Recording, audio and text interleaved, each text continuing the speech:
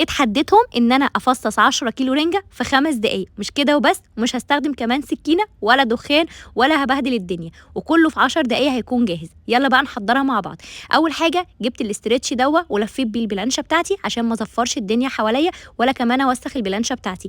بعد كده جبت الرنجه بتاعتي بالطريقه دي واستخدمت المقص في كل عمايل الرنجه، ومش هحطها طبعا على النار ولا اي حاجه. بعد كده ابتديت ان انا اشيل الراس والديل بالطريقه دي، فتحتها بقى من البطن او الظهر مفيش اي مشكله.